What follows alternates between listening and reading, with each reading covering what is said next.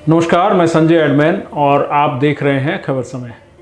आज हम बात करने जा रहे हैं उस पीढ़ी की जिसके बारे में हर कोई बात करता है, लेकिन जिसे समझने की कोशिश शायद बहुत कम लोग करते हैं। कभी कहा जाता है कि आजकल के बच्चे मोबाइल से बाहर ही नहीं निकलते, कभी कहा जाता है कि इनका ध्यान कहीं टिकता नहीं, और कभी कहा जाता है कि यह पीढ़ी ज़रूरत से ज़्यादा संवेदनशील है। लेकिन क्या वाकई ऐसा है, या फिर हम एक नई पीढ़ी को पुराने नज़रिए से समझने की कोशिश कर रहे हैं? मैं बात कर रहा हूँ जेन जी यानी जनरेशन जेड की।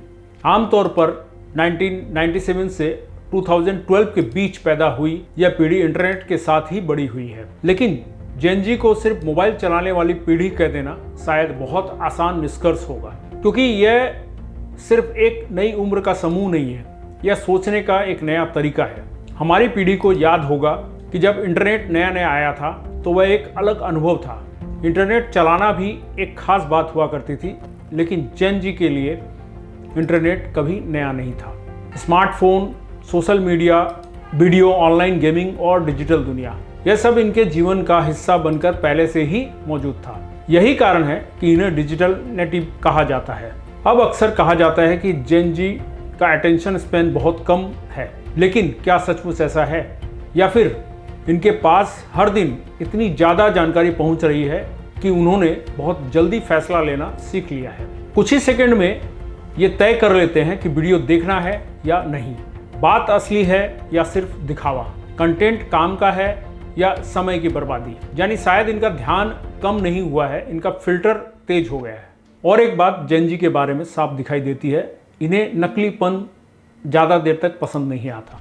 सोशल मीडिया पर एक समय हर कोई अपनी ज़िंदगी को परफेक्ट दिखाने में लगा हुआ था। परफेक्ट फोटो, परफेक्ट खाना, परफेक्ट छुट्टियां और परफेक्ट ज़िंदगी। लेकिन जेन जी अब इस बनावटी दुनिया से थोड़ी दूर जाना चाहती है।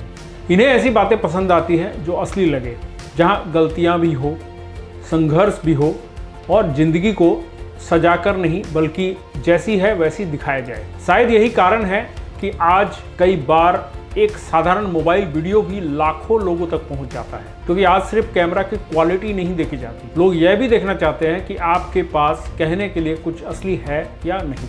बात करते हैं जेन जी की आर्थिक सोच की।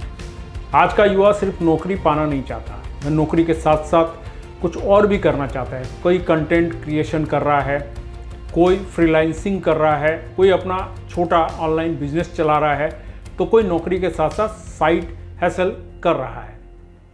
क्योंकि इस पीढ़ी ने बहुत जल्द समझ लिया कि भविष्य पूरी तरह निश्चित नहीं है, इसलिए इनके लिए सिर्फ एक आय का स्रोत काफ़ी नहीं है, लेकिन इनके साथ एक बड़ा दबाव भी जुड़ा हुआ है। सोशल मीडिया पर रोज कोई ना कोई बहुत कम उम्र में बड़ी सफलता हासिल करता हुआ दिखता है। कोई 22 साल में करोड़पति है, कोई 25 साल में कंपनी चला रहा है, कोई विदेश में है, कोई लग्जरी लाइफ जी रहा है। और फिर एक सामान्य युवा खुद से पूछता है, मैं क्या कर रहा हूँ, क्या मैं पीछे रह गया?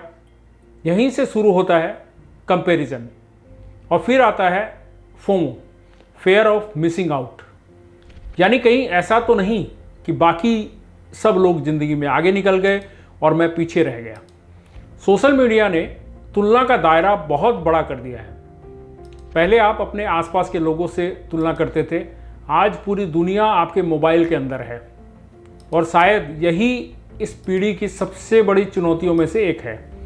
अब एक और बात, जेन जी सवाल बहुत पूछती है, किसी नेता से सवाल, किसी कंपनी से सवाल, किसी सेलिब्रिटी से सवाल, और कई बार अपने घर और समाज की पुरानी परंपराओं से भी सवाल। मानसिक स्वास्थ्य हो, जलवायु परिवर्तन हो, सामाजिक न्याय हो, या फिर व्यक्तिगत पहचान का सवाल हो, यह पीढ़ी खुलकर बात करना चाहती है। और यही बात कई बार पुरानी पीढ़ी को असहज भी करती है, क्योंकि पहले कई चीज़ें सिर्फ इसलिए स्वीकार कर ली जाती थी कि हमेशा से ऐसा ही होता आया है।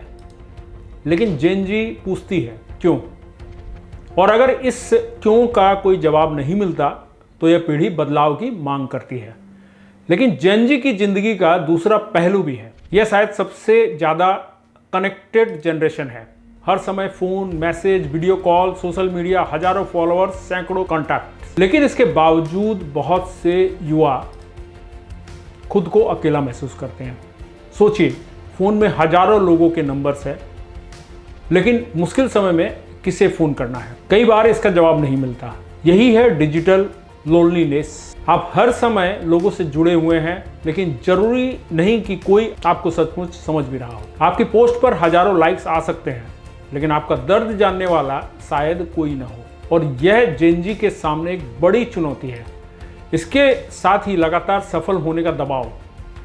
हर समय कुछ नया करना है, काम करना है, सीखना है, कमाना है, अपनी जिंदगी भी जीनी है और सोशल मीडिया पर अच्छा भी दिखाना है। यानी कई बार यह पीढ़ी सिर्फ जिंदगी नहीं जी रही, बल्कि जिंदगी को लगातार लोगों के सामने प्रस्तुत भी कर रही है। और शायद यही वजह है कि जेन-ज़ी मीम्स और डार्क ह्यूमर का इतना इस्तेमाल करती है। ये लोग तनाव पर भी मीम बना देते हैं, असफलता पर भी मजाक कर लेते हैं और गंभीर बातों को कभी कभी हास्य के जरिए कह देते हैं। पुलिस अंकल, पुलिस अंकल, नाश्ते करना नहीं है?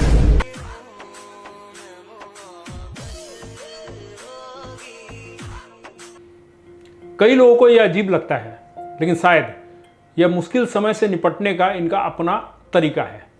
तो आखिर जेन-ज़ी है कैसी? सच कहूँ तो इसे एक लाइन में समझना मुश्किल है।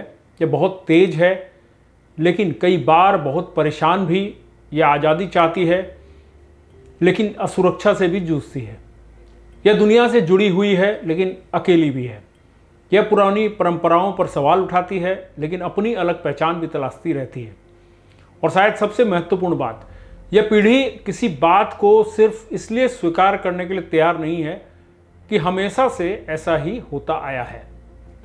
यह पूछती है क्यों, और अगर जवाब नहीं मिलता तो बदलाव की कोशिश करती है। इसलिए सवाल यह नहीं कि जेन-ज़ी को हमारी तरह कैसे बनाया जाए, सवाल यह है कि हम जेन-ज़ी को समझे कैसे। क्योंकि आने वाले समय की राजनीति, बाजार, मीडिया, नौकरियां, रिश्ते और समाज, सब कुछ इस पीढ़ी की सोच से प्रभावित होने वाला है। तो आप जेन-ज़ी को कैसे देखते हैं? एक ज़्यादा जागरूक पीढ़ी के रूप में, या एक ज़्यादा उलझी हुई पीढ़ी के रूप में? अपनी राय जरूर बताइएगा। धन्यवाद।